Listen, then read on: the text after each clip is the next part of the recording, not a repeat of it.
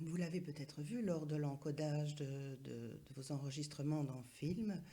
Chaque fois que vous vous déplacez d'un contrôle à l'autre au moyen de la touche de tabulation, ce déplacement a l'air anarchique. Effectivement, je suis là sur le nom du film. Si j'appuie sur tabulation, hop, je saute dans l'année du film. Si j'appuie sur tabulation, sur la durée, puis je saute sur l'appréciation, je remonte au résumé, je retourne au genre, puis au réalisateur, etc. Ça a l'air un peu anarchique. En fait, qu'est-ce qui génère cet ordre? C'est simplement l'ordre dans lequel vous avez posé les contrôles sur votre formulaire lors de la création. Mais on peut évidemment changer tout ça. Donc je retourne en mode création et je vais juste aller vous montrer que chaque contrôle a en fait une propriété. Donc on voyait que le premier contrôle sur lequel il était, c'était le nom du film. Si je vais voir avec un double clic dans les propriétés, je dois aller vers les propriétés autres. Et là, j'ai en fait ce qu'on appelle l'index de tabulation. Et le premier contrôle sur lequel se trouve votre focus, je vais dire, a l'index de tabulation 0. Si maintenant je vais me déplacer sur l'année, qui était le second contrôle qui était activé lorsque j'appuyais sur tabulation, je vois que l'index de tabulation est 1. La durée, je vois que l'index de tabulation est 2. Si je vais sur l'année qui est un des derniers que j'ai posé, eh bien, je vais voir que l'index de tabulation est 10. Donc voilà, ça c'est mis par défaut. Vous n'êtes pas obligé d'aller modifier cet index contrôle par contrôle, heureusement.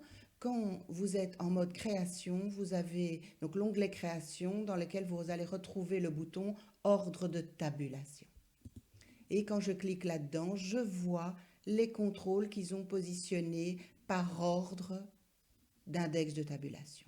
Et là, je vois qu'il est important d'avoir nommé mes contrôles. Par exemple, pour l'âge du film, qui est une zone de texte, je n'ai pas donné de nom. Bon, ben, je le sais parce que c'est le seul pour lequel je n'ai pas donné de nom. Mais par exemple, j'ai donné des noms pour mes listes déroulantes, j'ai donné un nom pour mon groupe d'options. Au moins, je sais de quoi je parle. Et donc là, ce que vous pouvez faire, c'est tout simplement vous dire, tiens, j'ai envie que le curseur aille d'abord sur le nom du film, ça ok, l'année, la durée, et puis je voudrais l'année du film, par exemple, bien je peux le déplacer, tout simplement. Et après ça, je dois aller sur le genre, liste genre, et je pourrais donc ajuster tous mes index de tabulation de cette manière-là. Vous pouvez aussi appuyer sur le bouton ordre de tabulation qui va mettre tous vos contrôles dans l'ordre de la lecture, c'est-à-dire de la gauche vers la droite et du haut vers le bas. Donc il prend le contrôle le plus en haut à gauche et puis il va balayer comme ça tous vos contrôles. Il faut évidemment du coup que vos contrôles soient bien alignés. Si l'année ici, si la fiche pardon ici était un peu plus basse, ben, elle passera en dessous des autres contrôles. Mais ça donne souvent l'aspect qu'on veut, en tout cas dans nos pays, hein, la lecture de gauche à droite et de haut en bas. Rien ne vous empêche alors de dire après, ok, ça c'est l'ordre automatique, mais par exemple, moi je veux absolument qu'il aille d'abord sur la fiche du film et je ne change que celui-là. Et puis, ok.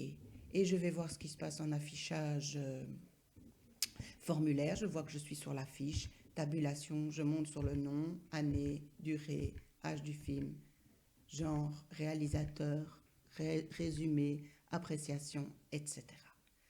Maintenant, il passe évidemment sur l'âge du film alors qu'il n'a rien à y changer. Alors, ce que vous pouvez faire, c'est dans les propriétés de l'année film, dans Autre toujours, vous avez l'index de tabulation, mais vous avez aussi la propriété arrêt sur tabulation que vous pouvez mettre sur non pour qu'il ne s'arrête pas sur ce contrôle. Et à nouveau, attention, ce sont des changements de structure, donc pensez bien à enregistrer.